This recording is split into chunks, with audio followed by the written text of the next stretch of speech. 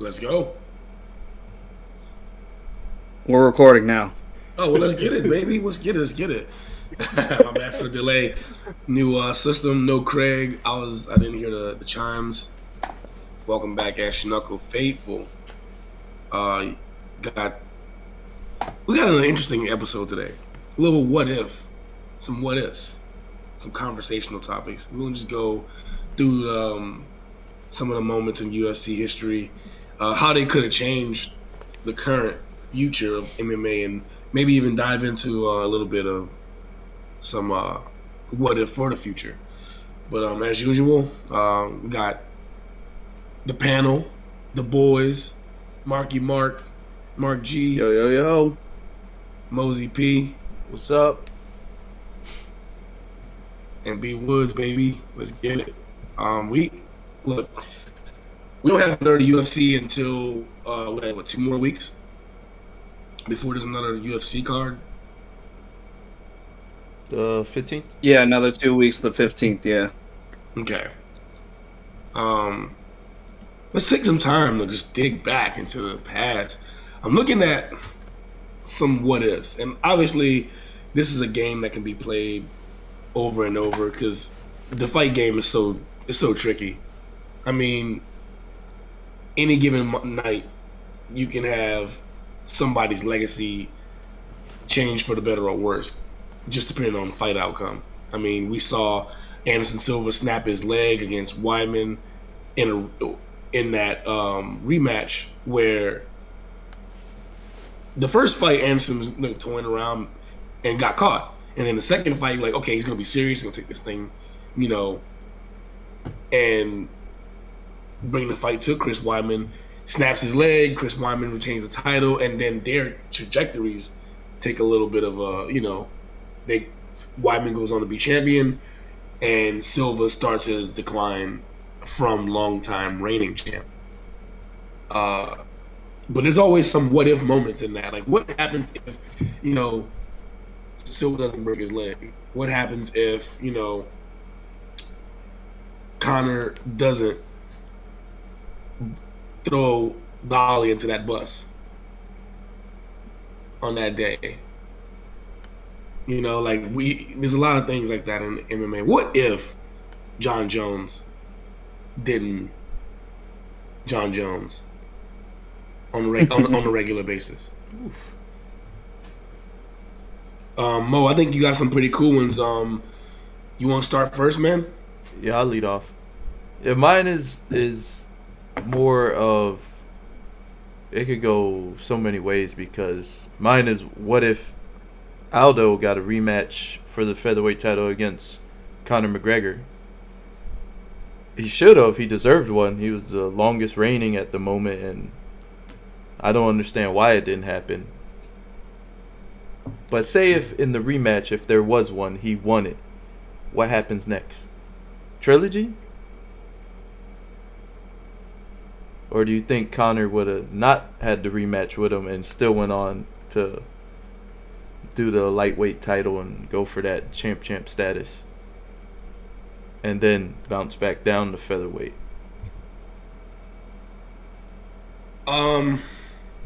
Well, here's my thought. The only way that's even possible is if Jose doesn't get slept in the first round. If somehow he wasn't emotional, we go back and rewrite it, and he's just the same focused, ferocious WEC style Aldo, and he takes Conor in the deep water, wears him down, and then ends up TKOing him. Maybe and then I can see a rematch happening. I can see Conor getting a rematch, and that potentially being a trilogy type fight. I don't see that really. We haven't seen Conor rematch against the guys he's beaten immediately. It's always been the guy that beat him first. That's fair. But this is for the championship, so I don't know. The only one I think that the only one I think of immediately is Dustin, because he beat Dustin the first time, and then they got a rematch like years later. But that's it. I see Because we're talking like, are we talking what if Aldo lost and then they had a rematch and Yes. If he Aldo would have won got that the one? rematch that he deserved.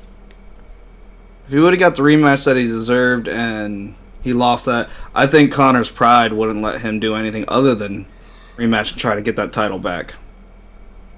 So yeah, I think it's a trilogy right there. So he probably Oh never would wait, have went up for lightweight title.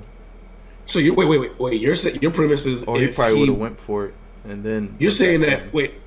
Mo, you're saying what if Connor gave him the rematch and Aldo won? Yeah. Oh, okay. I took that the wrong way. Um, okay, yeah. Then it's definitely a trilogy, 100%. And I think that would be. I'm ooh damn. Because like now that I think about it, how does Aldo win the second fight, and how much that's going to play into the next event, that trilogy event? Because I remember when he lost to Nate, it was he hurt Nate a lot, and then gassed. Nate beat the shit out of him, slapped him, choked him. I'm not surprised, motherfuckers. Then in the rematch, it was a war, and then again, like Connor, gassed and had to survive the last few minutes of the fifth round, and no rematch, no trilogy fight, straight into other things. So I would love to see that a potential Aldo McGregor 3, especially if McGregor is coming off of a loss in the second one, because that'd be really interesting, to say the least. My prediction would have been Aldo would have probably came in more level headed, actually implemented the game plan, won the second fight. Connor comes from the rematch, doesn't have nothing for him, probably gets his legs kicked to fucking hell before Dustin ever did it, and then leaves flyweight or featherweight and goes to lightweight and tries to go for that championship. I don't think he ever gets double champ status, but I do think that he still rises to stardom with Ooh, just one asterisk. I just came up with another. I think so. When you said that just now, does he ever even get the lightweight title if he rematches Aldo? Because I mean, the matchup versus Aldo, I think he can win and he can beat him at featherweight. But who else is he beating at 155 for the title except Eddie? Because if you think about it on that timeline, Eddie Alvarez is champion, right? But the contenders at that point were Habib and Tony. And we all know eventually that's Habib becomes the champion and pretty much runs the division until he retires. I don't think Connor's taking the title, the middleweight. I mean the sorry the 155-pound title at all, and he might get some pretty big L's, like, given the guys who are in the top five at 155 at that point. He was supposed to fight RDA instead of Nate though. That following year. Broken Yep. foot though. Yeah. And that Yep. was for the lightweight belt. So he probably would have went on to fight RDA if that never happened. Another what if? What if that happened? Mm-hmm. And we don't know the outcome of that because RDA was on a tear at that point. Yeah, But you he's got to probably. also remember that one of Connor's biggest rise to fame was that Nate Diaz fight, and that never happens if he rematches Aldo. Yep. Well, I think Connor already had a lot of fame, but the uh I think the Diaz fight really put a lot of it made a lot of people didn't think who thought he was invincible know that he's not. Because before, like, if you look at Connor's featherweight run, he looked pretty untouchable. I mean, outside of the one struggle he had with what was it, Fresh off the Chad couch, Mendez. Chad. Well, yeah, with Chad Mendes, yeah, that was he pretty much walked through everybody else. I mean, he beat Dustin quickly. Um, I think he went through Dustin, Max, Dennis Seaver, Max, um, the Marcus dude that had the scouter. Marcus Brimage. Yeah, him. He went through a Brandao. correct Diego Brandal. Like he went through a like I would say the featherweight division was fairly like seamless for him for a while. Like he just like went through them, and he was like predicting the knockout when I'm going to knock people out and all this. So he looked pretty like he looked untouchable at featherweight, but against Nate, he looked much more human and much more beatable. And I think that gave him, even more popularity. I mean, maybe not from his hardcore fans. They love him no matter what he does, but from the eyes of like the public, it was a pretty big deal. So, Mark, I think actually you're right, Mark. I think, yeah, that fight probably did boost him through the moon. You know what I mean? Yeah, especially with the rematch, or yeah, the second time when he actually got the win. Even though Nate Diaz says he's 2-0 on that one, since he got the win, that boosted him up even more because he had the excuses of the first time. Even though Nate had more excuses in that first fight, but whatever. You know what? Look, I agree with Nate though. I thought it was 2-0. I do too, but you know how it goes. Yeah, decisions are yeah, you get what you get. It's tough to when you leave it to the refs. You never know. And You ever never know. since that second fight, turning your back and running from opponents has become a strategy. Survive. Them boys playing survival mode out there. I mean, you gotta do what you gotta do. It's hard out here. I ain't never seen that before. Until then, I'm not even gonna lie.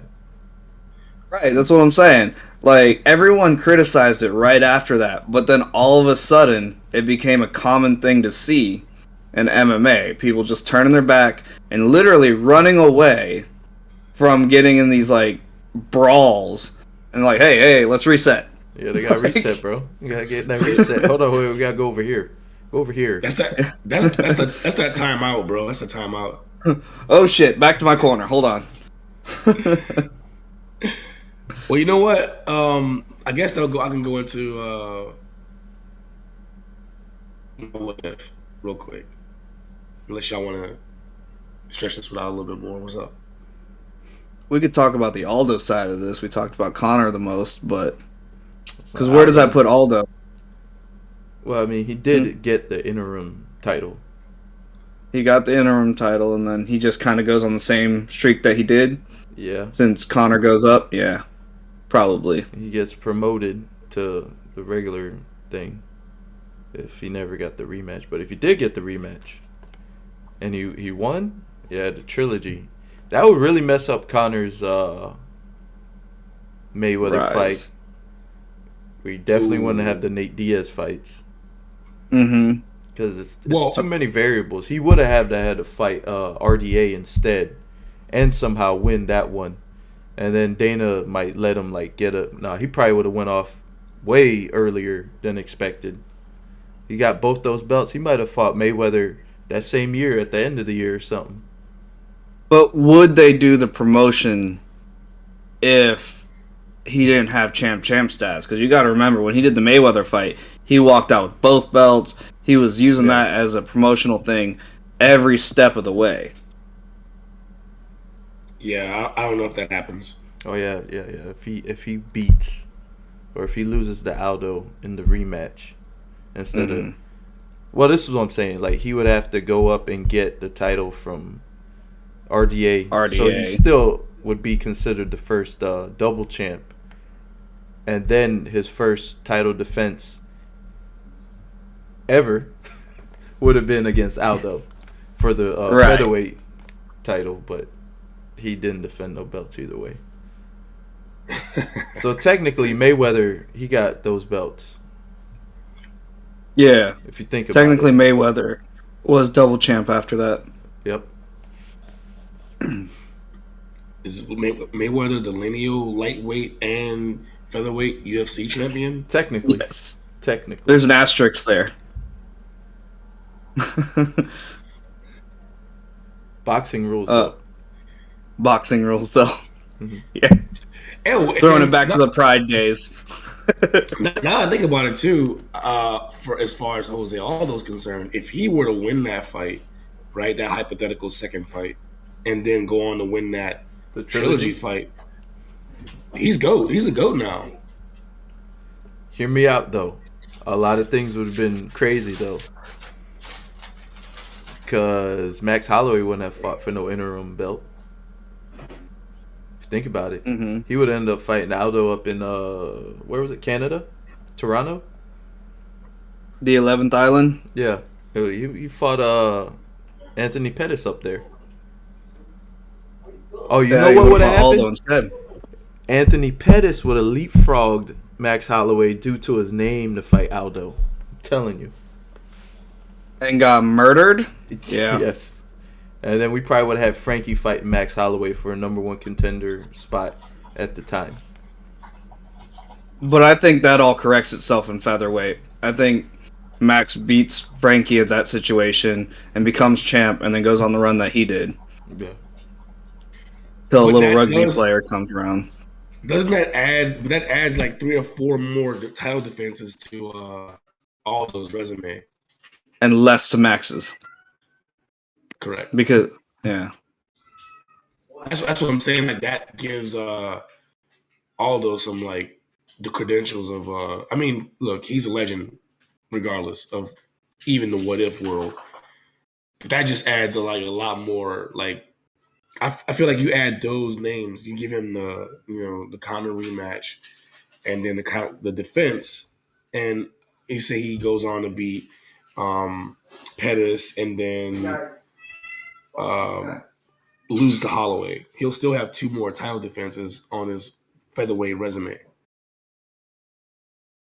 So even given his already Hall of Fame career, that would be pretty dope for the King of Rio.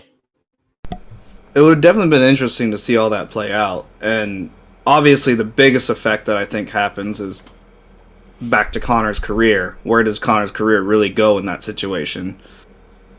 So many things that would have changed for him and the sport period, because does he bring in all the fans that we have now? Does he make it as big as it is now? In a Um, roundabout way, I kind of think that it might have worked out, but maybe not.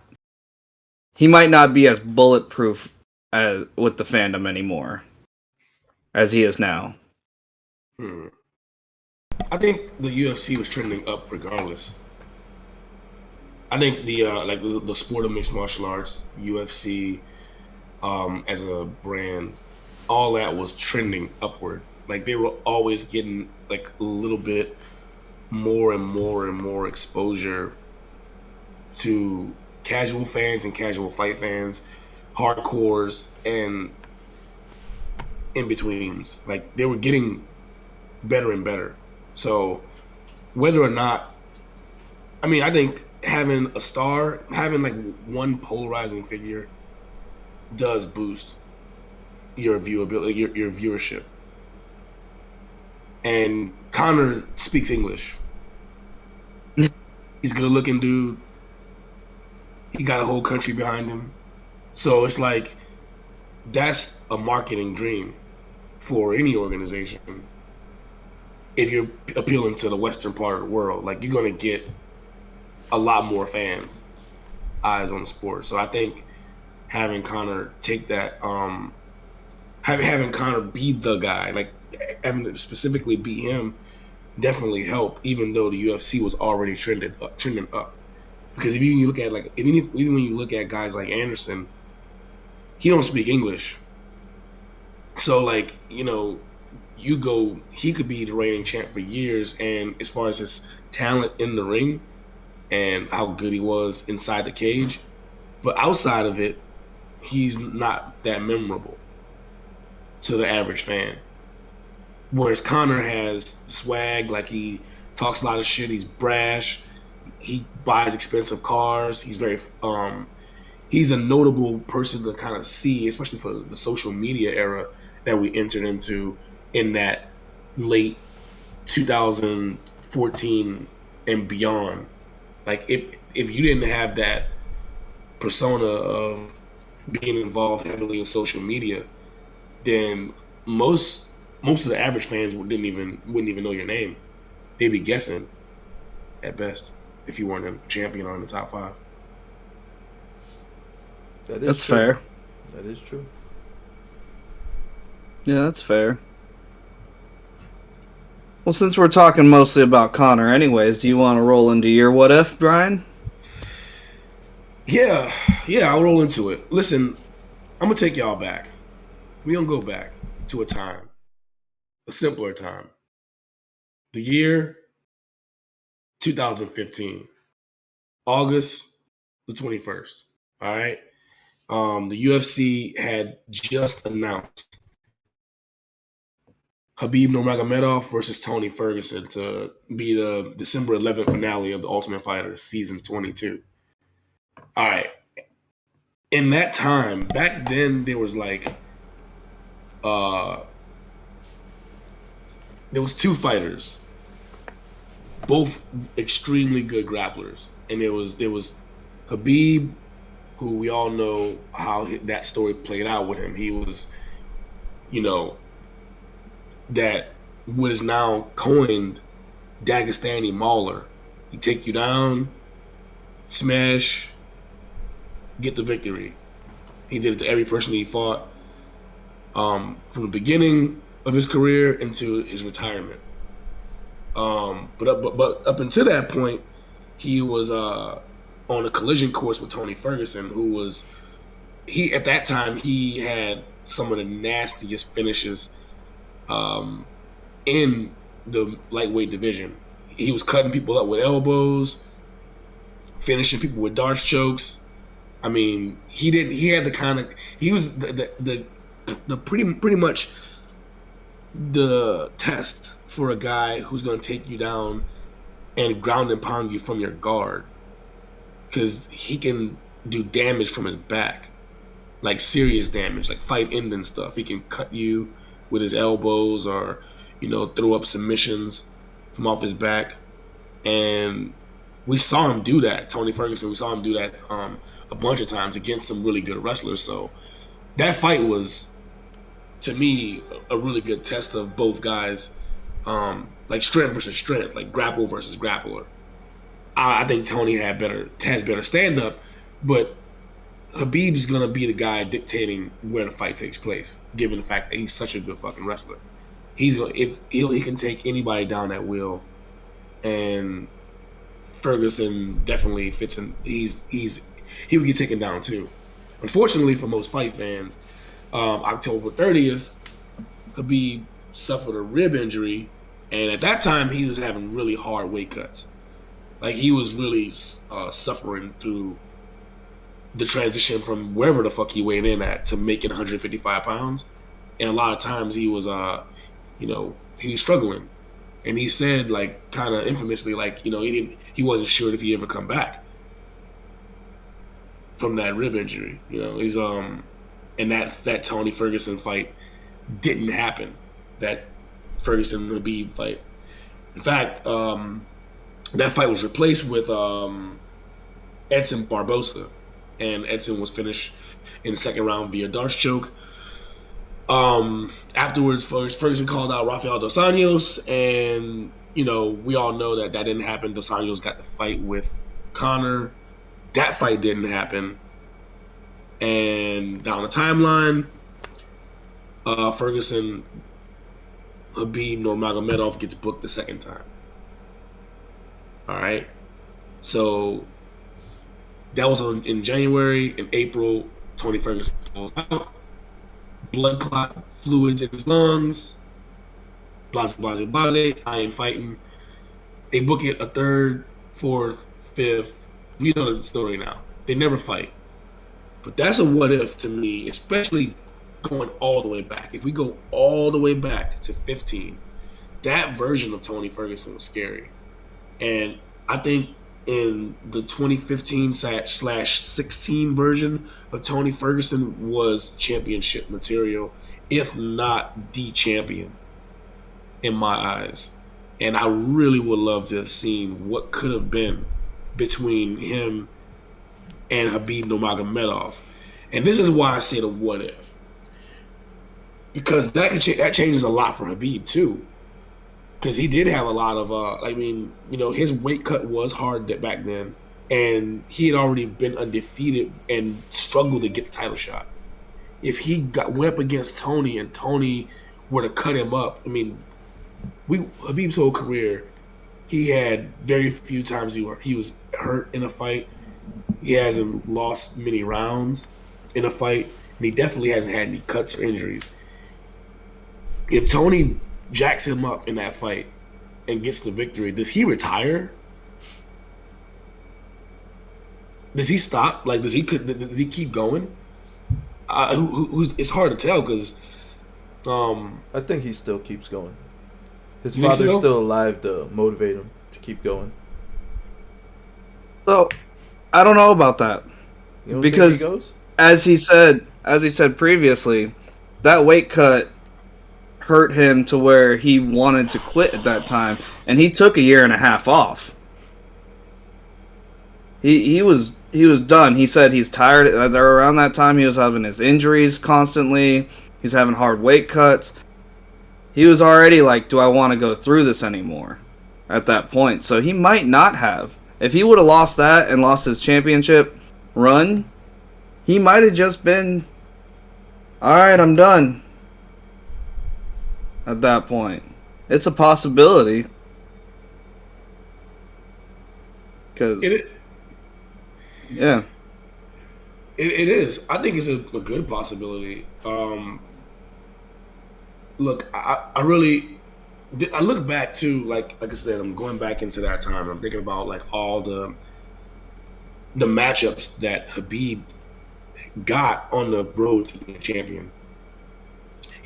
Like we remember the famous fight with Michael Johnson, where he was sitting there talking to him, punched him in the face, telling him how much he deserved it, the title shot, before ending it with a Kimura.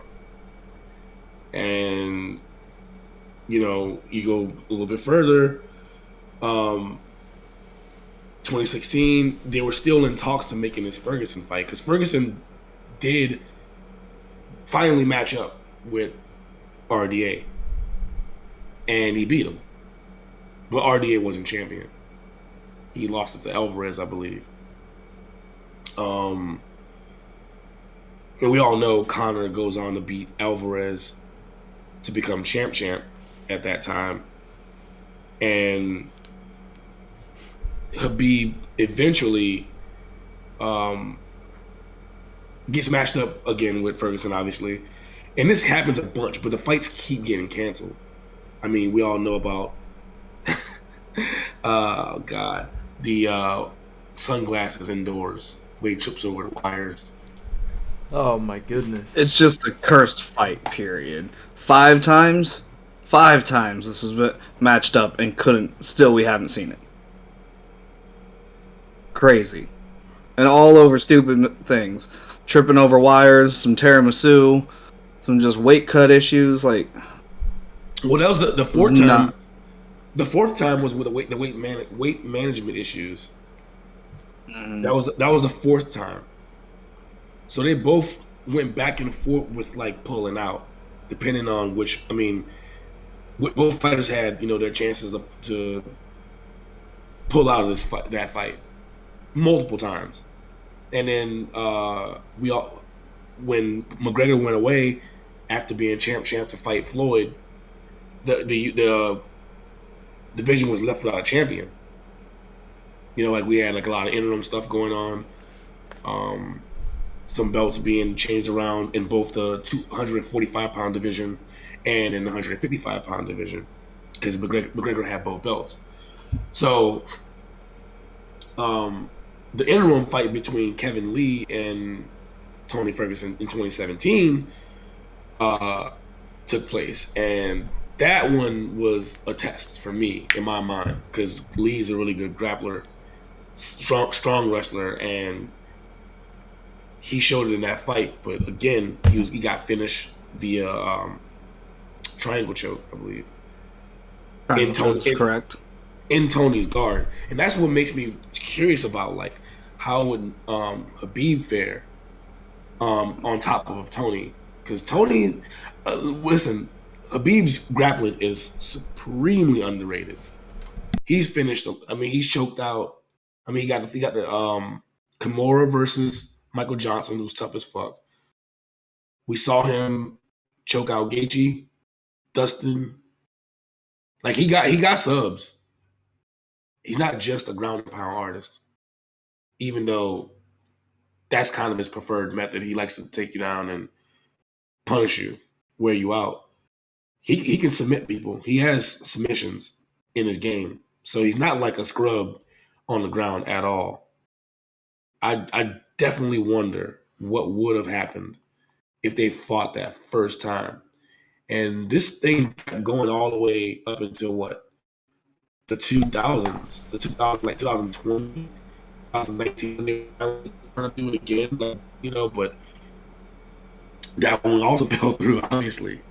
And Tony ended up, you know, fighting during the pandemic, getting the matchup with Gaethje. We saw that one where we saw a different Tony Ferguson, and that's one thing that happens like in a lot of these fighters' careers. You'll see versions of them where they look like they can be a champion. They have all the tools, they have everything in that window. Like that might be a 2 or 3 year gap, maybe a little longer for some others, but they have this. They have the sauce. They have what it takes to be champion right there, but they don't get the title shot. So they then all that stuff starts going out of the way. I can think of a few guys on that list of people who had that. Tony Ferguson is one of them. Another one would be Jacare Souza. I can go down the line with a couple others, but that's neither here nor there. This is about Ferguson and Khabib. What if they did fight way back when? What if they fought in 2015? How would the world of MMA be different? And how would the lightweight legacy be different? It really all weighs in on how Khabib would take that fight. Because I honestly think that Tony Ferguson was on the rise of his peak at that point, and Khabib was having a hard time. And so I personally think Ferguson might have been able to eke that one out, just edge it out just by a little bit, cut him up with some elbows. Because you got to remember, he was brutalizing people at that time. That time, there was not an opponent that walked out of the cage with him that didn't look like they went through a war zone. And if Tony wins that, he goes on to fight for the championship, which would be Eddie Alvarez at the time, I think. Right? Around that time? Wait, 15? I think it was still Who would've been the RDA. champion? It was still RDA? I believe it was still RDA. Well, we know he fucks up RDA. Yeah. So, we know he fucks up RDA. He would have been champ. Then he probably would have fought Eddie Alvarez. I think he probably would have won that one too. Because he would have been number one contender at the time, and then went on for a decent title run, I personally think. He would have fought Connor, actually. Sooner or True, later. he would have fought McNuggets. Yeah, sooner or later. Yeah, I think he would have had to have fought Connor if he beats RDA, because that's the same trajectory that. Well, I mean, just given this, if they Hold on, when were they supposed to fight the first time? which Khabib and Tony Yes. 15. December of 2015? Yes, December 11th, 2015. So, that's the day before Connor fought Aldo. So if that fight happens and Tony won, he'd be in line with Connor to fight RDA. Because remember, RDA was supposed to fight Connor, what was it, March or April? But he hurt his foot, and then Nate fought Connor instead the first time. Mm-hmm. So it would have been between either Tony or Connor for that title fight. for the lightweight one. Tony would have probably got snubbed just because it's Conor. Yeah, that's true. Tony probably would have got snubbed for that Conor fight. But he would have been next in line to fight Conor, who would have not fought or defended the title, so he probably would have fought. If he beat RDA, if that fight happened. That's another what if. That's true. Well, I'm going off of the fact that I don't know. Actually, that's really tough because, like, I would assume that the next matchup probably would have been. Yeah, that's a tough one. I don't know where I would go with that. Because I'm Like, looking at these would he rankings actually?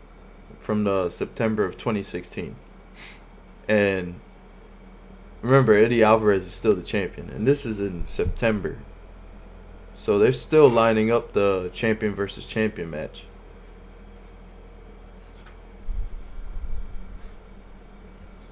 Yeah, that's true. Let me check these out real quick. I just had a thought. I'm gonna bring out conspiracy theory Uncle B for this one. Cause he ain't gonna fucking lie to you. Think about this one. So given how much Conor had and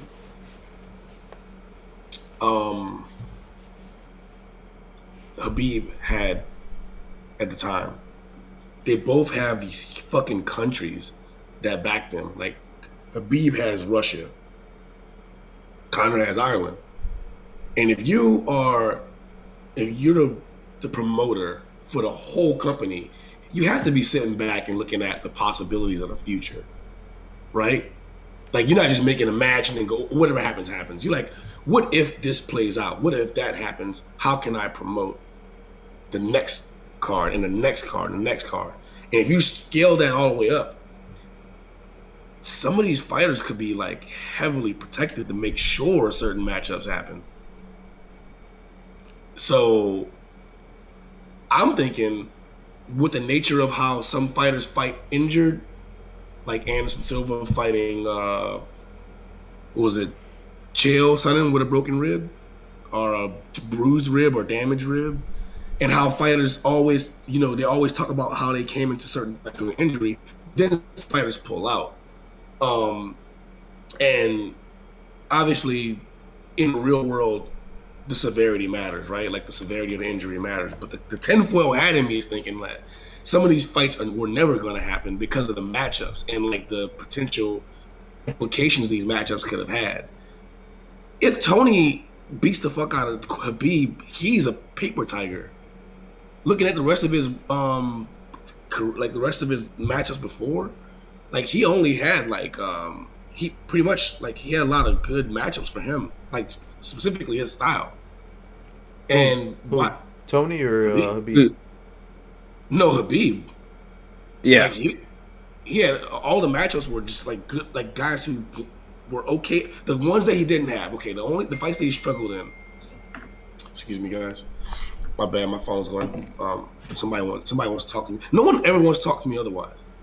Fucking phone's dead until I'm busy. Anyways, if you think about now, first of all, I'm not disrespecting Habib. I think he's one of the best lightweights to do it. I'm in my tinfoil hat mind frame right now. I'm thinking conspiracy theory. Like, what if they wanted to protect him because of the brand and make sure he was undefeated and stay that way as much as possible? Like, make sure you get the matchups you need. Same for Conor. I think sometimes even with that, they get oopsies. Like, Diaz was an oopsie. They did not think Diaz would do that. I don't think that. I think that was like, oh fuck, like he wasn't supposed to win. Like, you know what I mean? I think that shit happens sometimes, like where these fights are like scheduled to be like, okay, eventually we're gonna get down to the Conor who's this brash. He's basically the polar opposite of Habib. He's super braggadocious, he got like the sauce. He's got like swagger, very very like disrespectful, talk shit, will knock you out. Has all the makings of like the super douchebag, the guy that's like the undeniable douchebag, right? And then you got Habib, who's like the grinder. He comes from like humble beginnings. He's very like about respect and family and all this, and you get these two branches going in a certain way, and they're like, okay, eventually that's gonna make super fight, right? And you can manufacture that super fight if you make sure that both guys have a certain career outcomes. Just well, hat thinking, like how is like because there's so many crazy fights that didn't happen for both guys that could have changed the trajectory of their careers if they did happen. So that's some what if for that ass. Like, what if they were guided toward the championship? I know who we gotta thank for it all, though. Artem. All Oh God. Art. It's all because The of true Artem. GOAT. Yeah, he's the architect behind all of it. He knew if he seen Habib in the hallway, and they had their little dispute, physical discussion, that would make his good friend and Connor come all the way to the U.S. and act the fool. He knew what he was doing, man. He planted the seeds. And also, shout out to the cameraman, whoever recorded it on their phone and posted Cameraman it. that just happened to be there. Yeah, whoever posted it. Good stuff there. Talking about the pimp Yeah. slap? I mean, it was like a slap to the back of the head, you know what I mean? It's like what you do to a It child. was how you discipline your child. Yeah. Yeah. Like, don't do that again. Like, you know better. Don't test me. Yo, that fool was on the run in New York. Just think about that, man. He flew all. Did he fly private? Like, straight up, what'd he do? He flew private with the mafia. Oh, with his Ireland boys? Did you just say Ireland boy? I'm an Ireland boy. No, the You said Ireland. The Ireland. I know what Oh Ireland my god. boys. Hey, they're not an island, right? Are they an island? Yeah, Florida's an island. No, Are you talking Ireland. about Ireland? Absolutely. That's an island, right? Yes. So Yeah. are they island boys? Yeah, I'm sure. Ireland boy. Oh my god. Oh my god. But yeah, he came through with his crew and they were throwing dollies and trash cans at innocent civilians. Poor Rose. Yo, who got hit in the eye with glass? Wasn't it Rose and Chiesa? Yeah, it was Chiesa was the one that got his eye cut and had to get his lost his fight. Yeah, he couldn't. Yeah, he's like, fighting. Couldn't compete, and then Rose was shooken up and didn't want to compete. So they lost good matchups. Yo, I got $1 on Pat Barry if he went outside the the bus to see what's up with Connor. I got $1 on Pat Barry, bro. Oh my Maybe God. $2. He will fold Pat Barry. Maybe Pat Barry will fold Connor. Oh, I was like, what? Like, what? Are you serious? I got $1 No. on Pat Barry for sure. The other will. It could be Connor and two of his friends, and he'll fold all three. He'll pull a Chael Sonnen. I can't let you get too close. But yeah, oh yeah. You see Yeah, in how all it all honesty- revolves around Connor, right? All these things. Somehow, some way, we always end up back on Connor. Well, I mean, let's be honest. Love him or hate him, he's very pivotal to the last 5 years of MMA. He changed At the the very game. least, the last 5 years. He changed the game completely. The trajectory of MMA, no matter what division you're in, especially the lighter weight divisions, he had changed everything. The way people promote, some of the matchups that came from it because of people promoting like him, the eyes that came to the sport, you know, the delays and log jams that he created. It all comes back to Connor. Like I said, love him or hate him, He was very important for the last 5 years. I think Conor was to UFC, especially like you said, the world, not the welterweight, but the lightweight and featherweight divisions of the UFC. He was to the UFC what Mayweather was to boxing. He bought that persona that if you want to see him fight, regardless, like half the country wanted to see him fight because they wanted to watch him get his ass whooped for talking so much shit. The other half wanted him to knock somebody out because he said he would, and they were his loyal fans. And that's just in our country. Then you have all of his whole Irish mob people who, they love him to death. And it's kind of polarized too. Some of the older Irish dudes, I talk to them, and they can't stand him because he's not like what they view as a fighter, for like their idea of like Irish fighter. You know what I mean? He Like, was. well, He no, was, they, but they think he's a punk. Or at yeah, least that's what they tell me. that's where I was gonna go with it. He was their idea of a fighter, and he represented them very well at the beginning. But then he wanted to, elevate himself to John Jones status and take any fight anywhere, no matter if you're a DJ or a wife. So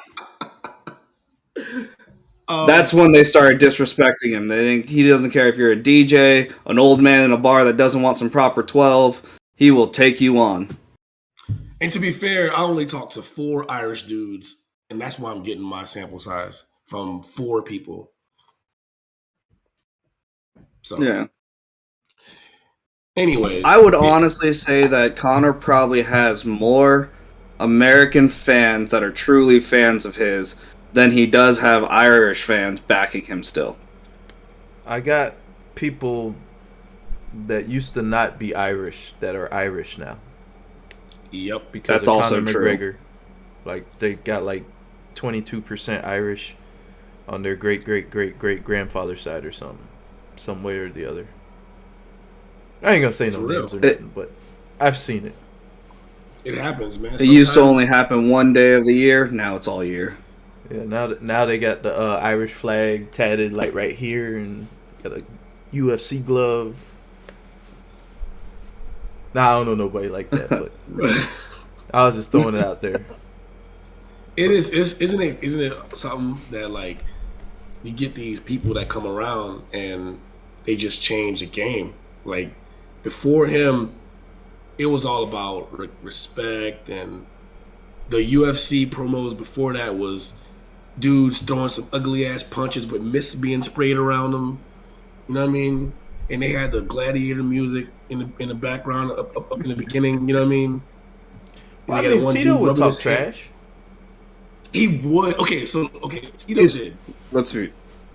Tito's trash talking. Tito did talk trash. No, Tito did talk trash. Mo's right. But the promos, like the actual, like seeing, everyone cared about the the weigh-ins, right? To see if the fighters can make weight and the fight will still be on. How do they look? Were they shaky? All that. But Conor made all those press conferences a fucking spectacle. Like it was more the lead up, the build up to the fight. It was all about what is he gonna say now? Like is he gonna talk trash to this guy now? What is he gonna do? He'll take his belt. Like he had all these things and he had all these sound bites from every single little interaction that he had that would make him a darling to the media. So like whenever you're coming to write a story about mixed martial arts, you're like, where's this fucking guy? Because he's the guy that's gonna give you the quotable. You know what I mean? Like, even if it's not even directed at him, you know what I mean? Like he'll like the famous one he had with what was this Jeremy Stevens, where he didn't even say who the fuck is that guy. It became like a huge thing just because he said it. Specifically, Conor said it. I don't think Tito Ortiz could have been like, who the fuck is that guy? Or, you know what I mean? Something equivalent to it. I don't know how to talk Huntington Beach bad boy. But I'm just saying, if he said any of that shit, like same words as Conor, it won't work. It's just Conor's delivery changing the game. So he was the bridge for like I guess you could say, the younger generation to get more involved with the whole social media aspect and the entertainment era, like I like to call it. Pretty sure other people Yes. say the same. Yes. The entertainment. You also gotta just take into account of time frames though, because you had Chael Sonnen doing this way before any of that, Yep. but back then you weren't getting Instagram posts of it. You weren't getting all the Facebook and the YouTube shorts of it and all these clips everywhere. What you were getting was like someone might do it for Chael Sonnen on MySpace, but you're only getting your friends to see that, or you're on Bloody Elbow and you read about it. MySpace. So, yes, Oh, that's the Chael Sonnen MySpace. area. Oh, Let's my be goodness. honest. That's why you gotta MySpace. take time frame into account. No, I because think Chael Facebook Sonnen was around by then, wasn't it? Right? Facebook came out 2010, 11, Nah, 10. at least 2008. Okay, but it was still new. Yeah. It wasn't the global hitter that it is nowadays. It wasn't controlling the world. The other thing too, I think, is styles, because Chael's style wasn't that exciting to watch, and he lost a lot. Like he wasn't, you know what I mean? He wasn't like, he didn't ride that wave that McGregor had of like knocking people out, talking shit, predicting the fight, and then winning the fight in impressive fashion. That's one thing that I agree. Outside of the social media aspect, Conor did have the substance to back up the talk, and that's more important than anything. Because there's a lot of guys that talk, but if you can do both, then you get like that's when you get boosted. I agree with that. I'm just saying, I got to give that shout out to Chael Sonnen because he was the godfather of it, and then Connor had taken it to a whole new level. That's all I was really trying to say with all that. With No, the time that's fair. frames, he could take it to a whole new level. That's fair too, because I remember how I used to feel about Chael back then. Because back then it was different. Like when you heard someone talk like that, especially without the credentials, I'm like, this dude got like 9 losses. Like, how is he talking so tough, as if like he can take on the world and shit like that? I'm like, you're mediocre at best. But like the psychological edge that could be gained by getting into your opponent's head wasn't outlined back then. Because in my mind, I'm like, this is unnecessary. Why the talking doesn't matter? I mean, you're gonna fight in a week. You know what I mean? Like you're gonna get in the cage and fight. Like who cares what you're saying right now? But obviously, it does have an edge. Like look at what Conor did to Jose. Like Aldo was like ready to kill him. Like he ignored all the fight instincts he knows, all the training, and just try to rip his head off because of all the shit he said to him during the lead up. So Nobody else did Yeah. that either, though. Yeah. When he took the belt, I was like, damn. This dude's something else. He off the chain. and Chael beat the fuck out of Anderson in the first fight. Like For 5 fucking rounds. for real, like everything he said about him leading up to it, like Anderson Silva, you suck, and he was saying that he got his fucking black belt in the cereal box and all that shit. They were Like, going to the barbecue afterwards, bro. Brazilian barbecue? His wife was gonna make him a steak. Yeah. bro, I was laughing listen, the content of what he said made me laugh, but the person he was saying it to made me hate him because I was like such a big Anderson fan. So it was respectful hate.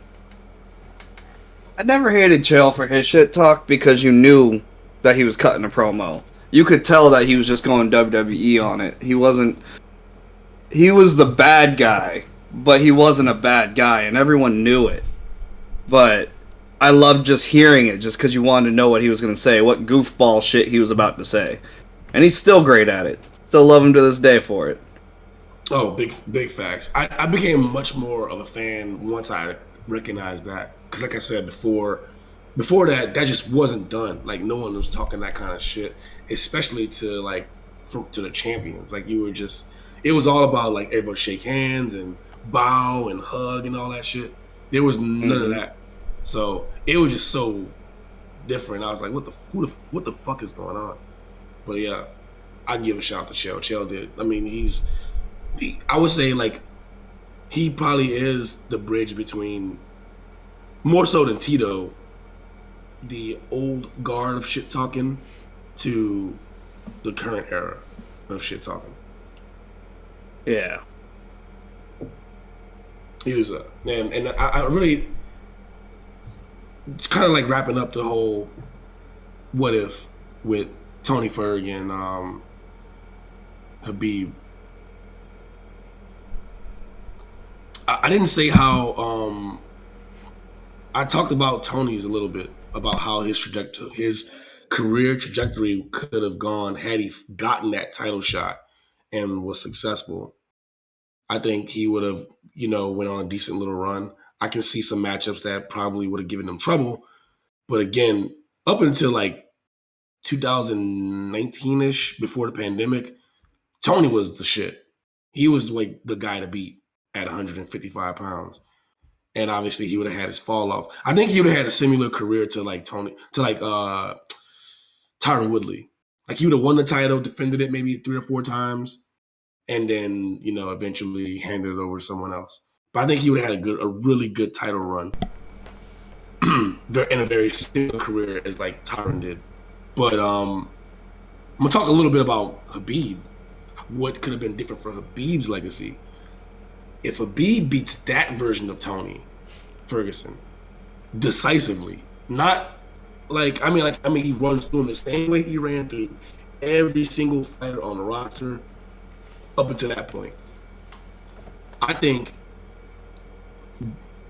adding that name at that time to your resume gives him a lot more boost as far as like the GOAT status is concerned.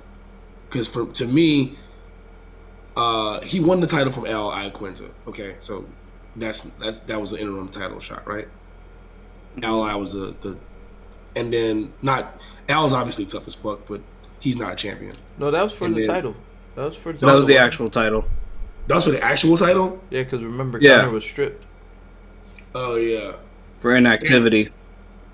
Okay, so he fought Al for the actual 55 title, and then, I mean, who's his defenses? His first defense?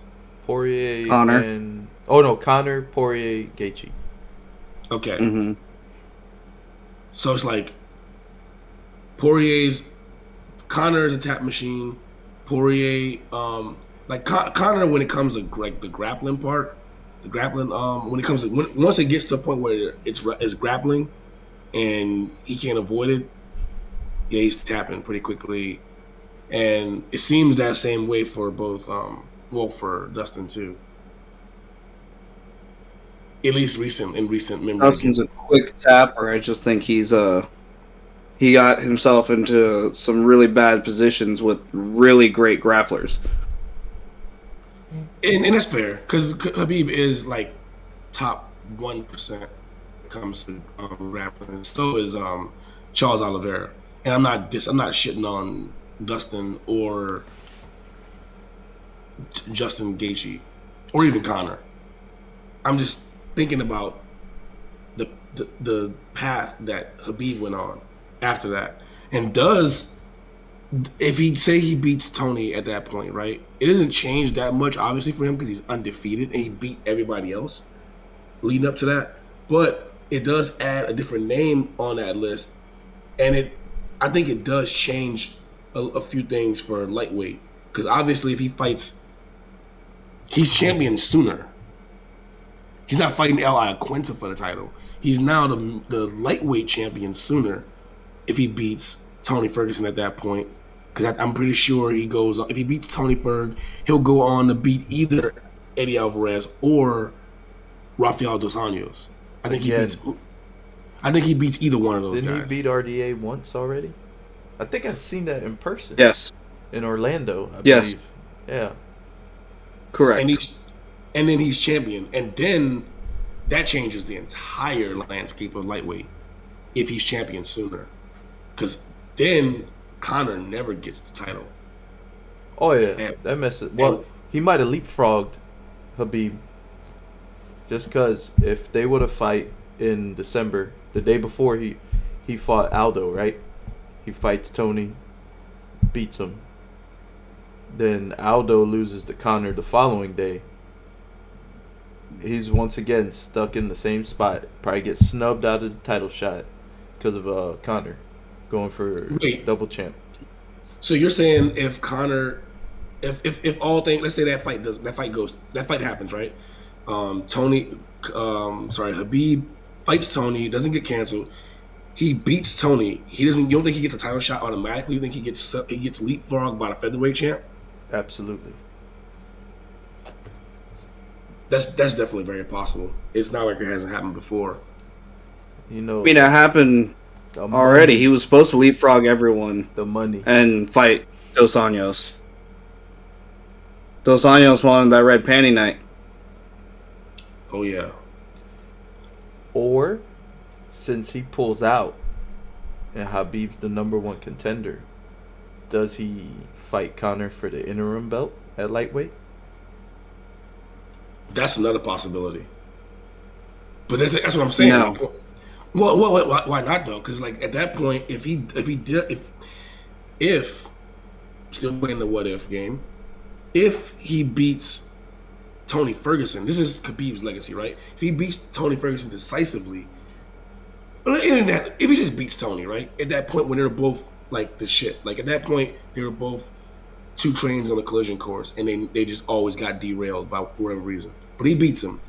Now there's no other guy that has that kind of momentum in the lightweight division. The champion at that point was RDA, and he looked really pretty good. I think he took it off Anthony Pettis, right? Yes. He beat Anthony Pettis for the title, and then you got Eddie Alvarez, who came over from a different promotion, right? Mm-hmm. And he was champion there. And so that's the only two matchup. The only two other guys is Alvarez and RDA. But Connor is still running through the featherweight ranks, right? So at the point he fought Aldo, that was the same timeline. It was the same card, right?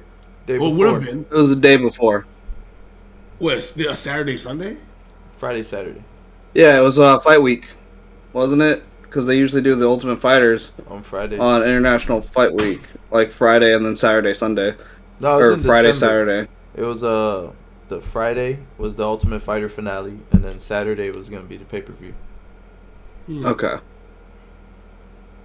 Okay, but so the only reason why I say it doesn't happen if Dos Anjos pulls out, he doesn't fight Connor because he would have had A, to fly back from Dagestan, and B, make weight in the time frame that he's having all the trouble making weight in like 2-3 weeks. Like 2 weeks. That's a good point. That's a really good point, because that time in his career, he did struggle with his weight, and he did struggle with he didn't have a lot of quick turnarounds. So if he does beat Tony, and Connor still wins, could he be a replacement? Maybe not. Maybe it would have been Tony instead. Oh, Tony and Connor. Yeah. Ooh. I think if it would have been Tony would have got that in real life anyways, if that's what they really wanted. Because he was already he was killing it on his winning streak at the time too. It could still happen though. It's fair. Yeah. Sadly, that time has kind of passed for the shine on that fight. But given that both guys are kind of trending downward, Tony is on a 3-fight losing streak. Right now, yes. He dropped Gaethje, Oliveira, and Beneil. Who else? Beneil. Dariush. Yeah. Okay, so he's on a 3-fight losing streak, and Connor is technically on a 2-fight losing streak. Poirier, leg. This is a fight that can probably happen, given that like I think this is a fight that McGregor would take. It's a name. Tony Ferguson has a big name attached to him. He probably only has a few fights left, and this seems like a good comeback fight, kind of like he did with Cowboy. You know what I mean? Like where it's a notable opponent, but he should have the edge. Yeah. And somebody I that can wonder, is Connor gonna come back to lightweight though? Especially now that he bulked up to 195. wait, you think Or he's is going to go he? to 170? I think he's really just trying to have money matches now. Even though he probably wants to say that he wants the title back, I don't know if Connor really has a legit path to the title right now, besides just gifting him one. And you know that can happen. But right now it doesn't look very good for him, so I think he just takes notable names and has those fights. Like I would Yeah. love to see a Connor versus Tony, Connor versus Michael Chandler. Uh, the Nate rematch, obviously, that'd be a good one. So, he has options, but I just don't. I don't see him ever beating Usman. Like making a run at 170 just ain't happening for Connor. I don't think so. I don't see him beating And anybody in like top 7. and even in lightweight, it looks very. That's a tough road for him. Legitimately a tough road for him versus them just giving him Oliveira just because he's Connor, which could happen. I think even Oliveira said that he'll fight him. I think his best shot to a title might be in featherweight. Honestly. To make it But once convincing. again, he bulked up to 195. You think he's going to cut down to 145? He almost died before. Nope. But I think that might be his only way to a title. And I don't even think he'll be able to do it.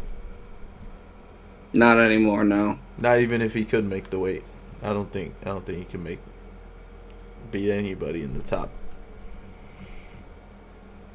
Connor would Maybe. need a GSP Maybe. situation. Oh yeah. That's what he would need. He would need a GSP situation. An unfavorable champion somehow wins the belt randomly Because they picked up the phone. because they picked up the phone. Just like anyone in the bantamweight division or the women's bantamweight division can be champ right now. I got a quick what if. What if GSP fights Woodley instead of Bisping? Ooh, He destroys Woodley. that's an interesting matchup. You think so? For that moment in time, I still think he gets out wrestled. Mm-hmm. Wait. When you say he, who you Woodley. referring to? I think Woodley would gets get out wrestled. really. Mm-hmm. I agree. I think Woodley gets out wrestled and tired. Ooh. He might even get subbed. That version of Woodley, I don't know. You talking about which one before Usman when he That fought was Till? I think we'll be getting that version of him because like wait, when did GSP fight Bisping? What year? I'm gonna say 2017 Because or that the end version of of 2016. that version of Woodley was handling some pretty big welterweights. Oh yeah, he was on course to be considered one of the greatest, but he wanted to start rapping and stuff, man. Usman's Usman, bro. I don't think it would have mattered really. I think That's what I'm trying to figure out right now. Hear me out on this one. 2017. Nah, it ain't happening, man. Because he fought Till in 2018. Yeah, that Oh version no. that version of Woodley probably sparks GSP. And when he fought Till is when he was creating his album, so GSP would have destroyed him I don't because he know. already started rapping. I don't know if he would destroy them. I think GSP could get the victory if he has a good enough game plan. And that game plan can't be. That game plan involves not getting hit at all by Woodley, which Woodley helps because he don't throw punches. So Well, that's what I was about to say because you got to remember the Till fight. He did throw punches, but he was already on the super defensive side with Steven Thompson. He was also on the super defensive side with Damian Maya. Until he did the same thing, but caught Till. right, he caught him, ground and pound him, ended up darts choking. Um, Yeah. that's the thing. Like we GSP, even though he's probably one of the best like in fight tacticians we've seen outside of some of the guys who were undefeated, like Habib and John, because they can make sure the fight goes their way. And we've seen, I've seen GSP at least. Sure, you have too, in some spots where they weren't so favorable, and he had to make sure that he wrestled and kept it in his kept everything in his control because Matt Serra tagged him and was able to get him out of there in the first fight. And he had some scary moments against Condit when he got head kicked. Correct. Um, But you also know he can take a real good hit, and many of them from pre-USADA, what's his name? Johnny Hendricks. Johnny Hendricks beat the shit out of GSP. Right. So, So I don't know if I would question his chin too much. I'm not questioning. I think his chin's Oh. fine. I'm not questioning his chin. Yeah. I'm just thinking like the level of, like I think. Who do you think has more pure punch power, Hendricks or Woodley? Like if they're just At that throwing time, yeah, Hendricks. Hendricks. Okay, Yeah. Hendricks is. At that time. I mean, what Woodley did to Koscheck and Lawler was crazy. I agree. And, that's true. If you do MMA math, Johnny Hendricks couldn't do that to Lawler. So, But you're right though. but I also feel like Hendricks probably helped that Lawler knockout, beating the brakes off of him before that fight. Twice. Oh yeah. They had some, Oh, yeah. some Twice. rough fights. Yeah. Oh my god. Lawler's title reign was very rough on him. Condit, Right. Rory. The Rory fight changed Rory. That changed Rory's whole shit. Both He of went them. from Shit. Both of them, yeah. yeah, but Rory was never the same. Whereas Hendricks still not Hendricks, but Robbie at least still compete for the title. Like, you know what I mean? Well, he won the fight, so it's a little bit, but he definitely, he's been in the game so long too. Before that, because he had a run way back when, and then kind of like was out of the picture for a while. Then had that resurgence, but damn, Rory got fucked up in that fight. Well, they both obviously got fucked up. Robbie's lip was split. That Don girl was was like- hanging, flapping in the wind. Like Laughing. he looked like he got like cut with a razor blade in New York with some Timbs. Somebody gave him $150. Shaved his lip. All right, Mark, what's your what if? My what if is going to take you way, way back. How far back? For I'm talking like the 2003 to 2007 era. Ooh, we going bike Ooh, all the way back. We're going back. you talking And this about, is a time where what you talking got about there? watching fights at Hooters and renting them from Mhm. Blockbuster and stuff. Renting them from Blockbuster, watching them at Hooters. catching the replays because they weren't live Mm-hmm. sometimes. Because I also want to talk about Pride. Mm-hmm. So, I want to talk about the implications of, like, the hardcore fans know the history of Pride and how they were run by a little organization called the Yakuza. And they ruined a lot of things that could have been. We don't know that for sure. So But it let's not feels. say that for sure because I like to be safe. We don't know that for sure, but Right. it feels real. So, What if it was the real? suspect, what if it was real? Yeah, what if it was real? And what if they didn't tie or blockade certain transactions with the UFC at the time? That's my what if.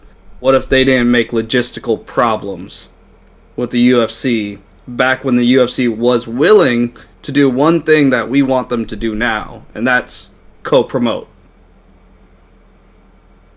Man, Ooh. if it would have The started matchup. back then, It started in 2003 when we sent over Chuck Liddell to prove that the UFC was better didn't he get to bopped? win the middleweight Grand Prix. Didn't he get bopped by somebody? Oh yeah, the little guy. I think his name was a little unknown guy named Rampage. Are we talking about Quentin? Yeah, Quentin, yeah, young Quentin. yeah, the guy who howled like a wolf. Yeah, he had a chain, like a real chain, Yeah, not a gold chain, but a chain, a chain. like a chain, like some chain links, chain. Yes. Yeah, that guy was pretty Back good, then, man. they were supposed to have that deal. It was supposed to be we send over Chuck. Chuck was supposed to fight Axe Murderer. Yeah, he was supposed to fight Vanderlei. Uh-huh. He was supposed to beat Jackson and then fight in the final with Vanderlei, but Jackson killed that. And then they were supposed to send over Sakuraba, but for some logistical reasons that was blocked, and the UFC was left high and dry. So they turned around and just decided to just buy them all out. A couple years later, that same mythical being created some issues financially with the organization, and Zuffa decided to buy him, which started a whole new thing that I wish to God would have happened, which would have been a lightweight Grand Prix called Pride Forever. And that would have been great because it was starting to get advertised as UFC versus Pride. They were talking about Matt Hughes cutting down to lightweight and fighting Takanori Gomi at the time, who were both huge stars at the time. This is back in 2007. Yeah, Pride didn't have a 170, did it? No, it didn't have a 170. It was just middleweight, but they called their middleweight welterweight. Was that what it was? Yes. And then their Yeah, middleweight their middleweight was was welterweight. 205. Was light heavyweight. Correct. It was something weird like And that. then right? their lightweight was technically 160. Oh. I'm looking at the names of the people making their debuts in that era, and some people that would have been involved in a lightweight Grand Prix. Well, they had promotional posters actually made for it before it got shut down. You had Gilbert Melendez in there. You had Kawajari at the time, Takanori Gomi. Matt Hughes was gonna cut down.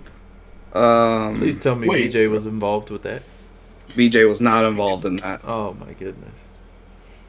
But imagine if BJ Penn was in there and Nick Diaz too. Nick Diaz cut down to 155? No way. Nah, I don't think he ever cut down to 155. No, this was his debut though. This was like back when he was younger. Yeah. But these were people that already made their names. Eddie Alvarez was around at the time. He was about to make his name. Oh, the up and coming stuff. Right. But that all got blocked, and we never got that to happen because like I said, you got to remember, UFC after they bought them, they were going to run them as two separate organizations. They were going to have Pride staying over in Japan and running Pride, and they were going to still run the UFC. So we could have had a lot of crossover there. We could have still had Grand Prix to this day. You know, maybe some more Japanese champions. That's one thing, man. The Japanese, they don't produce too many. I got a question. How many UFC Japanese champions has there been? 0, right? I'm leaning towards 0, bro. I can't think of I any. think there's been unless 0. I'm missing one. Am I missing The only thing you can say, the closest you can get, is Lyoto, because he's of Japanese descent. But he's half. He is half. He's half. Right. But he prides more on his Brazilian side, is what he always talks about. Yeah, that fool ain't speaking Japanese, bro. He's speaking Japanese in them interviews. He does karate. That don't mean nothing. All that What means do you is see him his daddy walking out with all went the from time? one island to somewhere else. His daddy took a trip and fell in love. Mm-hmm. He saw some Brazilian booty and said, "I'm good. I'm staying here." Mr. Machida. He decided to stay there. Machida Do. Yeah, exactly. But think of having Gomi at his prime. That could have been something. Takanori Gomi could have been something. Oh, Or Fireball Kid? Sakuraba could have been. Dude, that's one dude I wish would have gotten to the UFC. The Sakuraba? Gracie Killer? Yeah. Oh, Gracie Killer, yeah. That's who we wanted. They were supposed to send over Sakuraba, but they never did in 2003. Think of how epic that would have been to have Sakuraba on a UFC card back then, in like 2004. I'm trying to think what Gracie would have liked. Because, UFC would have represented Gracie so hard. I'm trying to think which one at the time would have stepped up. You get what I'm saying? I don't know. It would probably have to been a rematch because he was already killing them all. Exactly. He was already killing them all. It would have been a rematch.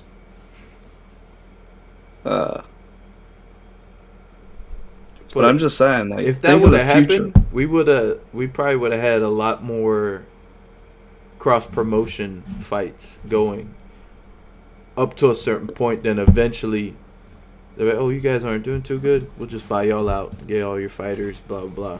That's probably what would have happened eventually, though. Well, that's what I'm saying. Like, if they didn't get stiffed so hard in those 2 transactions with Pride, who knows? Maybe they would have made a deal with Fedor and M1, and we might have had Fedor. Maybe they would have made a deal with Scott Croker and Strike Force at the time and done a Strike Force versus UFC. And they could have done that in the Pride ring, even. Man. They could have had the more brutal fights that we wanted to see over in Pride that they couldn't do in the US because of the bad promotion over here, or the bad legacy over here. Because over there, they don't give a fuck about the dirty knees to the ground. They don't give a fuck about it being sporty. Oh, that's another thing. The rules. Hey, why you gotta call it dirty knees, bro? Why couldn't it just be regular knees? Because we talk about ashy shit here, man. This is Ashy's knuckles, man. We got ashy knees, too. Why they gotta be dirty? Well, here's another one, too. I would love to have gotten Randy Couture versus Fedor. Or Brock Fedor. If we, from that era, we could have gotten Fedor over from Pride. I ain't gonna lie, I like Brock. Juice to the gills, I like Brock. Me too.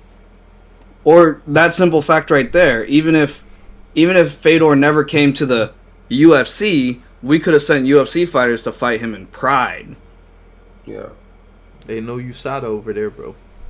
Right. Mm-mm. They were actually strictly against that. They were like, take all the juice. We recommend it. We got all the flavors, whatever you want, man. It is in the contract that you should take it. Highly recommended. Use this Highly supplement right here. It might not be legal over there, but over here, you're good to go, man. It's a whole different set of rules over here. Even the secretary over there is on it, so you're good to go. And I think they would have ran them both great because, what's his name? The owner of Pride. What is his name? I have a hard time saying it in the first place. Anthony Fauci. No. He's the owner of Ryzen now. Joe Byron? But he did... No. Joe Byron? Not Joe Joe Byron? Byron? No. Take me out to dinner. But he owns Ryzen right now. He did things with Dream afterwards, you know. So it's not like he was ever a bad promoter. He's still killing it to this day. And he's co-promoting with Bellator currently. Ryzen and Bellator. That's why they got that star of Horiguchi right now, who's killing it right now. I'd love to see him back in the UFC.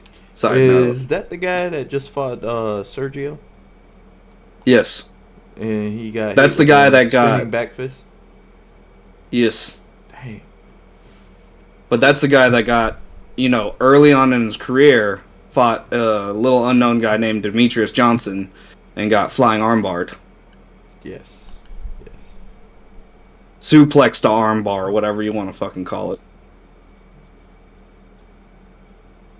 Yeah. So, I'm pretty sure we could keep going with so many different other what ifs.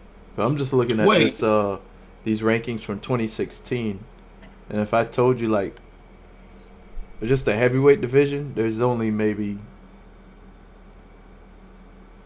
2 people that's still on this list, maybe.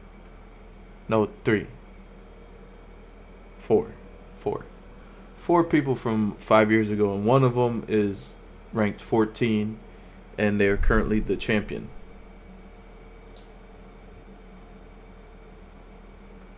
Phenomenal. Francis was number 14 back in 2016. Stipe was champion, of course. Who else is on the list besides Stipe and Francis? Derek Lewis. Kane is number 2. Arvlasky. Ah. Arvlasky's just a relic, man. He's not going nowhere. He's been at every position in the rankings. It doesn't matter.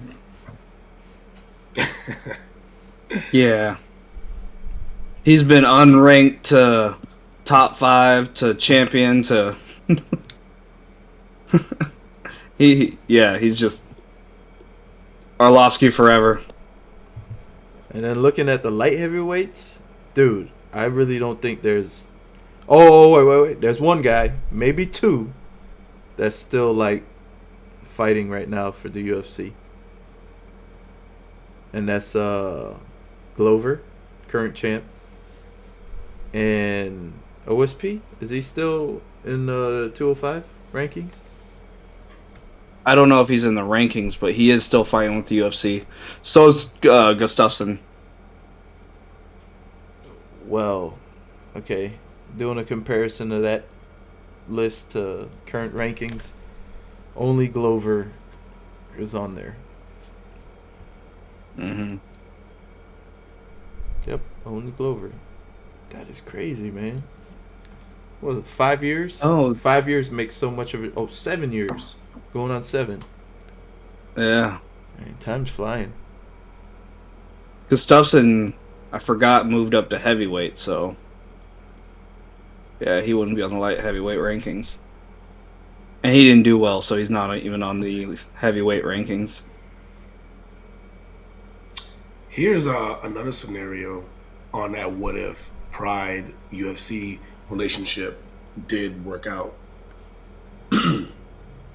There's an event that happens every year in the NFL called the Super Bowl, and that took the NFL from being I think they didn't start doing the Super Bowl, I believe, until the merger, the AFL NFL merger of, I want to say 19, it was in the 60s, I believe.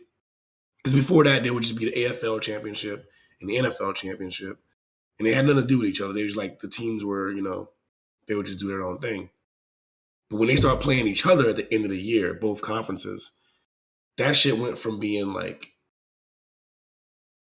a sporting event to a national holiday. Like everybody, and then like it's a world event, like huge deal. People don't even give a shit about football. Some people watch just because of the commercials in between the time slots of the game itself, and then there's a whole party surrounding it. Point of me bringing that up is, what if that same thing would have happened for the mixed martial arts, where all the champions will come, all the champions from every organization had a tournament at the end of the year to decide who was the best among the champions, and had like an MMA style Super Bowl. Now I know the logistics of that is ridiculous, obviously, because of different relations, different rule sets, different skill sets, um, and weight restrictions. But if we can just get like the heavyweights one year and like the welterweights one year, that'd be pretty cool to have like a big event surrounding the sport of mixed martial arts in the way that we have for all the major brands, how they have their championship type events, especially the Super Bowl. I think about that and like how big it is in comparison to a regular football game. Like you have like preseason football, then you have like regular season football, which is insane, and then playoff football is a whole other notch. Like they don't give a shit. They're like, it's one game, you win or you go home. And then the Super Bowl is kind of like a whole party surrounding all of that you did before. So to have right now, I'm thinking like the most deep divisions across the landscape of all of mixed martial arts will probably be the 145-pound division, and to see each organization put up at least one fighter to compete in that would be beautiful. That would be like the new rendition of how Pride used to do Final Conflict. They would have a Grand Prix at the end of the year every year, and just have that with all the champions. All the champs. I would love. How crazy would it be to see AJ McKee right now against Volkanovski? Would it all have to be champions, or could it be like the top two contenders as well?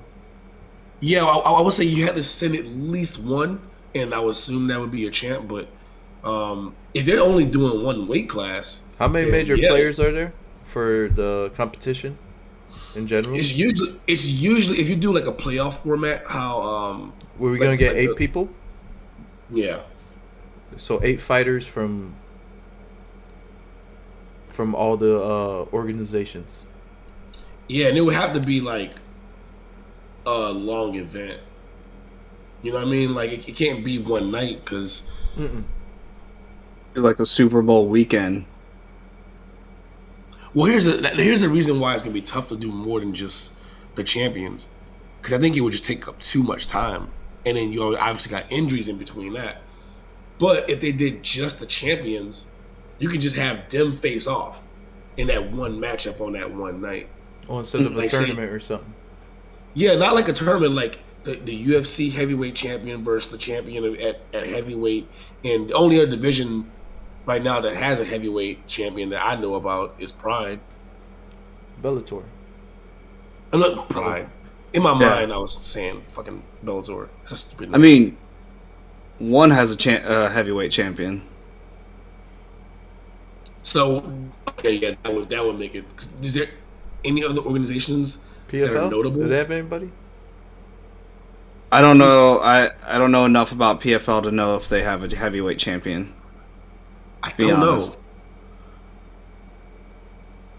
That would be the only way it would work. You can't do You can't do 3. So Well, either it had to way, be Bellator is the closest competition to UFC. So if they had, who's their heavyweight Bader against Francis right now. yes. And then obviously 205, it would be right now. Who's the 205 champ? Is it Nemkov in Nemkov. Bellator? Yeah, So Nemkov. Vadim Nemkov Ooh, that's a good matchup. versus Glover Teixeira. Middleweight, you have Izzy going up against Is Musasi the champion? ooh, he is still a champion. So Yes. Gegard Mousasi and Israel Adesanya. Great fight. Um, who's 170 in Bellator? The champion at 170. Um, Isn't it some Russian cat, or am I tripping? 'Cause I know Rory left. Is it Brazilian? yeah. Do you find it? I think the Russian I'll look it up. isn't the Russian guy that won it. He won it off Rory, right? And then he had some kind of issue to where he couldn't fight anymore. So they had to do another fight I or thought something that's like the that? Or is that a different weight 185. class? That's 185? Okay. I think so.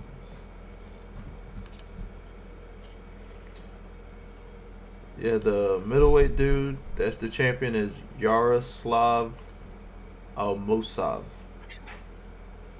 Probably not how you say it, but bear with me. I tried.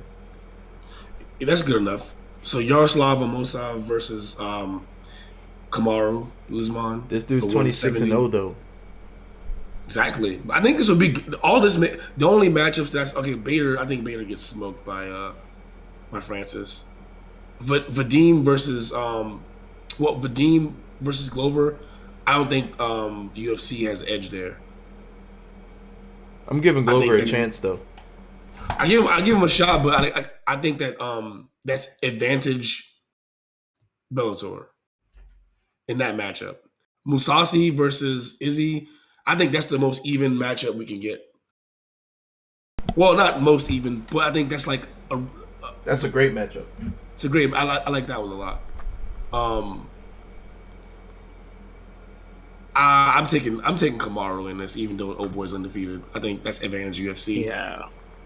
Lightweight, It's intriguing. Lightweight's intriguing.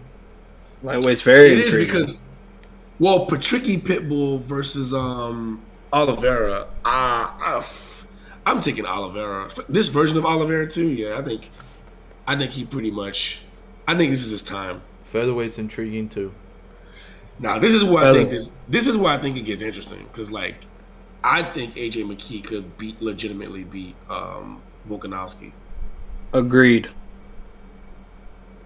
I think AJ McKee does have the skills to actually beat him. And Sergio Pettis. Gets bopped. Bro. Oh he yeah. getting smoked, bro. He getting Sergio smoked, versus bro. Piotr Yan. He getting smoked. Yeah. I'm Yeah, sorry. he getting bopped. Ain't gonna be no lucky back fist, bro. I see him getting finished like in the third or fourth, just And then from pain. in the women's division, we would get You get a flyweight rematch. with Cyborg would be Cyborg versus Amanda Nunes, and then Juliana Vasquez versus Valentina. I actually say, are we just doing just Bellator versus the UFC in this whole scenario? No, we can No. do whatever. We can do whatever. Because I would actually skip over Amanda Nunes and not want to just do Cyborg versus Kayla Harrison. That's a more intriguing matchup to me. Okay. Wait. Wow. I just saw a fight announcement. Johnny What's Walker that? versus Jamal Hill. February 19th. Yeah, he should be off COVID by then. 'Cause Johnny Walker has COVID right now. Oh shit. So hopefully he's cured by then. He looked alright, so he's probably just gonna quarantine for 5 days and go back at it.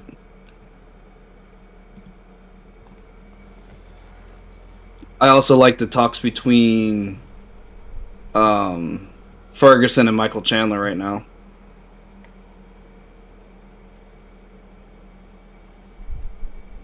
I know we talked about this whole like Super Bowl type deal with the companies and stuff, but if that happens, who's the winners and who's the losers? Wouldn't everybody win from that? Everyone What do you wins. guys think? Everybody wins, right? Mm-hmm. Yeah, I don't think there's a loser. I think the fans win. We get to see, it's kind of the same way that you get with the Super Bowl. It just becomes an event that's bigger than the sport. Like the sport itself is already huge, but then you'll get eyes that don't have anything to do with the sport itself. They're like, okay, two guys are fighting, but this is a big event that's surrounding all that. So I think if you market it right and you have the right stuff in between, it can launch MMA to like well past the fight sport stratosphere. Because like right now, UFC is pretty much only competing with boxing as far as like fight sport viewership. Like no one really cares about watching jujitsu. You barely see wrestling events on TV. Kickboxing is an afterthought. And unless you live in the other side of the world, if you're not coming from the East, no one cares about like Muay Thai. So you don't really get to see those sports championships celebrated, even on regular TV, like a regular event. Like no one cares. But boxing, a big boxing event, a big UFC event can draw a pay-per-view audience. And so boxing and UFC, well, boxing and MMA, sorry, both have that pull for pay-per-view and for audiences for a championship event. And I think the only way right now, I think it's advantage boxing for sure, as far as spectacle is concerned. Like they do it, they have the events. Like you can, we don't talk, we talk about a lot about like how silly the whole Jake Paul thing is, but if you think about it, that can only happen in boxing. That can never happen in MMA. Like what he's doing, like the whole show, the little sideshow thing he's doing, can never happen in mixed martial arts. But it Yeah, can. called Conor McGregor. Connor's good though. Connor's skilled in fighting other skilled fighters. Yes, but let's be honest, Conor was also one of those people that got handed a lot of favorable matchups to make his name. And then when it came to actually championship complications, then he started getting tested. Just out of a quick thing. But, you know, on the note of the Super Bowl thing, I think I'd be more interested in being just one big Pro Bowl type promotion. Because you're not always going to get all the champions to line up at the end of the year, but I think you can get a bunch of the stars from each one to have or good matchups. And then you can also get the fight promotions to agree to that a little more, because having your champions lose to other organizations looks really bad on you, but having just a star lose can be swayed. See, it would have to be something different for the companies to do that, because you can't have them like, okay, I got this belt and that belt. That means I need contracts from both companies or something, right? Mm-hmm. Where the NFL is like, they win this one trophy. So what trophy could they make for MMA that'd be equivalent to the Lombardi trophy? You know? It would have to be a first of its kind. That's what I'm saying. Like it has to be. You're not putting up the belt from your promotion, because like Mark said, like it won't be able to work. Like you won't have the contract. And then if you win the other promotion's belt, then how would they be able to? You know what I mean? How do you compete after that? It would have to be something that's just completely designed for that event only. It could be a ring, it could be a belt, it could be a title or a trophy. It doesn't matter. I guess the name, like the Lombardi Trophy for Super Bowl, it comes from an iconic figure in football. and it was Vince Lombardi who was the coach of the Green Bay Packers. I guess the most iconic figure for martial MMA would be the Gracies. So he can make it the Gracie Trophy, I guess. That would The make Gracie sense. Trophy, the Gracie Trophy for mixed martial arts. Or just let's The Dana White Trophy. no, I was gonna say let's just go more generic on it and just bring back the BMF title, and we just hand out BMF titles that night. Bad motherfuckers. I think that title is only good for the people that fought for that title that night, like Masvidal and Nate, because that title doesn't make any sense. Like, let's be real, everybody that's in the cage is bad. They're bad as fuck. Like, even the guys that are goofy as fuck, like Ben Askren or what's old boy's face, Jake Shields. Like, they seem like a little bit goofy, but they're still warriors. You know what I mean? So I think that whole BMF thing is kind of goofy. But if you're gonna make like the Lombardi Trophy symbol is legit. Like, the team that only one team gets to touch it every year, and I feel like if we made an equivalent to that, first of all, what would it look like? And second, who would get the honor of having the name of that trophy? Like, it has to be a MMA legend. The same, and it doesn't have to be a fighter, because Vince Lombardi wasn't a player; like, he was a coach. The Joe Rogan Award. I was thinking that, but I was like, that sounds cheesy as fuck. Why not? I think it could. It could work. Good. It could work. It could work. The Joe Rogan. They would need He's something hurt. though. They It would need have Joe something, though. Rogan.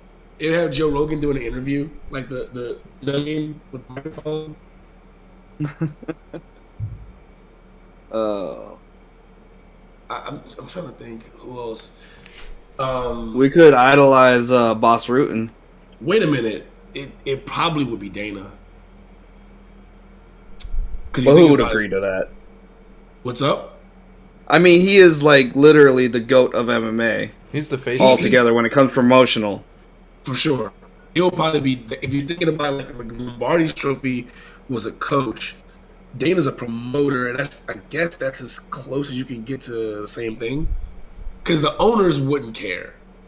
But I think in order for this to even happen, it's going to take like Dana's go. Because Let's stroke his ego and put his name on the title. if he had like the Dana, it was the Dana White trophy or whatever. That's the only way it would be even happen in the first place, unless the UFC wasn't in it, and it was pretty much all the organizations outside the UFC doing this at the end of the year. I want the trophy to look like a little small, like Oscar-looking Dana White, bald as fuck. Him just standing there with his fists up, just like.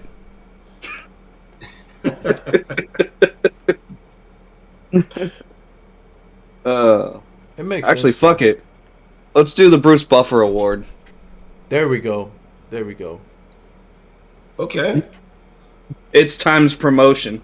And every different trophy's got a different jacket. Yes. Every year they change the jacket on the trophy. Yep, every year. Every year. And they're designs from that one store we was in Vegas. Yes. I'm trying to think like which fighters could make that list to be in like the guy the trophy's named after. I can only think of a couple.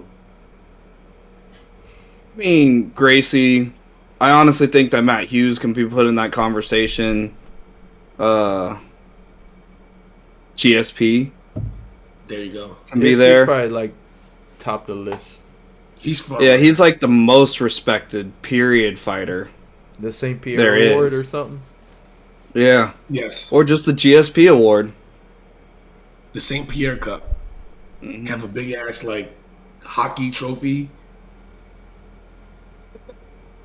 They'll figure out something that all the participants could agree on, and then just go forward with it. Well, one thing about GSP is he got the title, lost it, got the title, lost it, and He never lost the welterweight title. He The lost it second once. time. The second time, yes. wait, when the first time he competed, it was competing for the title. Never mind. When he lost to Matt Hughes, never mind. That was for a Scratch that. title? The first time? The first fight? I think it was for Matt Hughes' title. Yeah. Yeah. Matt Hughes already had it, so Yeah. it doesn't matter because Matt won anyway. Yeah, that was his idol, man. But also GSP never had any like weird steroid allegations. Like no, I mean I think he had the greasing thing with BJ Penn for him as far as him cheating. He had like the whole grease gate when it's like he got accused And of that boy was just sweating. having a little extra butter on him. But other than that, he never had any weird like PED type allegations. So he probably is the most like Respectable and widely respected. Right, of all the champs. And I don't care what promotion you're in. There's fighters on other promotions that give him all the praise and talk about him as the GOAT and the fighter they always wanted to fight. So I think he would be top of the list of who you could name the award after. Trevor Whitman? Well, if you want to go at actual coaches, yeah. Actual coaches. Not many of actual coaches. Whitman, Matt Hume. The Trevor Jackson. The Trevor Whitman Trophy? What's GSP's Canadian guy? Sahabi. Yeah. Sahabi. There's so many different coaches that you could. Trevor Whitman's probably like the recently killing it in the game guy though. Like right now. Yeah, I was about to say it depends on the era because yeah. Yeah. Or you could have it as the Pat Miletich Award. He's also widely respected. That's Old true. school. Known as like the godfather of modern MMA training.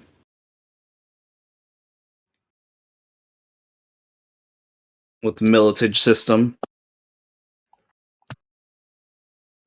I'm trying to think how The Iceman Award. Chappell? Straight up, the Iceman Award. That's With fair. him, like, you know what I'm talking about? After he Yeah. yeah, we can have that one as the thing for the trophy. I like it. Cause what you gonna have GSP doing like some broke ass windmills or something? What are you gonna have him doing? Just up like standing as in a I'm Just be standing with the belt I on. feel like I think if it's any fighter, it would have to be a Gracie, but because of like how like legacy wise, like it's so old that it's like the pioneer, kind of like the same way as They changed the game. Yeah. well for the same reason that Vince Lombardi is on the NFL championship. I think that Gracie would make the most sense. Now that I really think about it, because like they were kind of like the first. He was the first like champion of the Ultimate Fighting. Well, the UFC. He was like the first champion in that beginning window when they were just. It was straight up like any discipline, pretty much open weight class, and he was the guy. So I feel like it has to go. If it goes to any fighter, it has to go to the Gracie.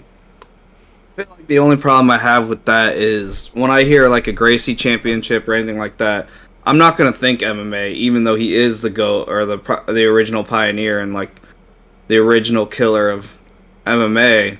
I immediately want to think it's a jiu-jitsu tournament.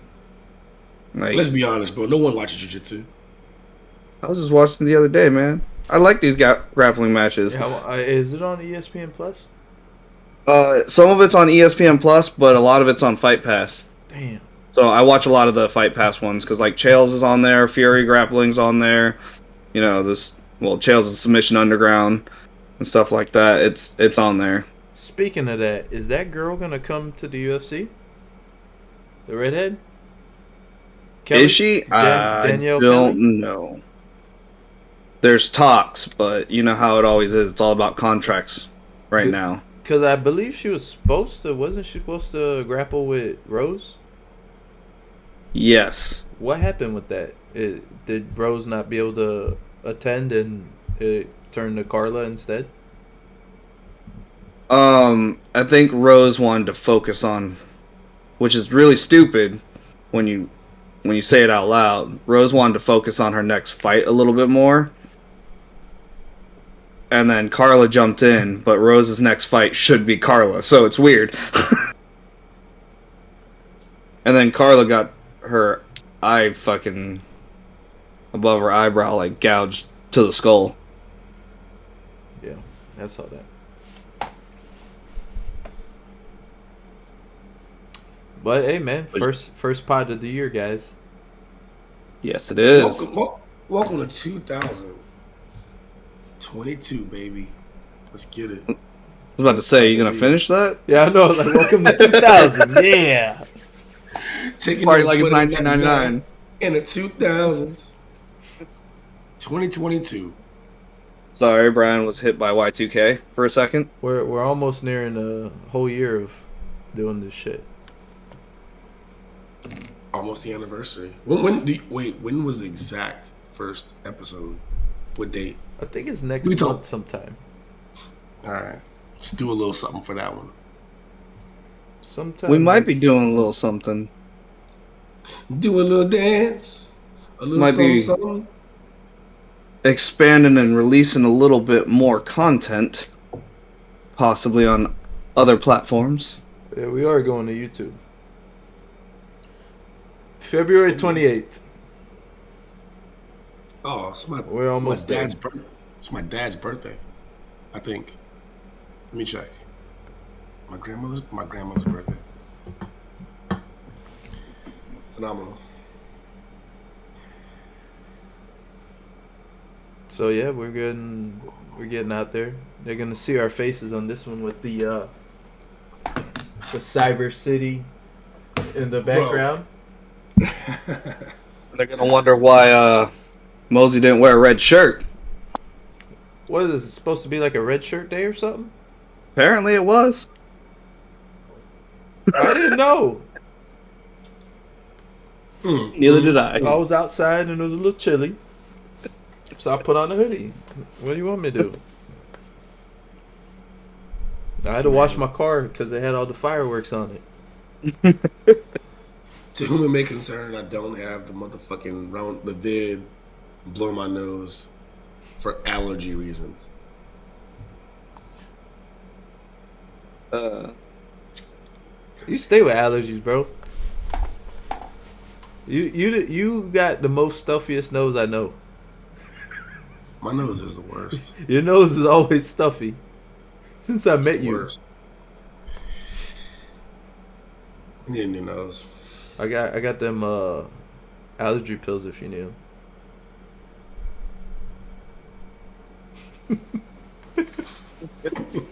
But yeah, okay, so I figure our next episode, once we get into it, we'll probably dabble with what we expect from 2022 in the MMA world.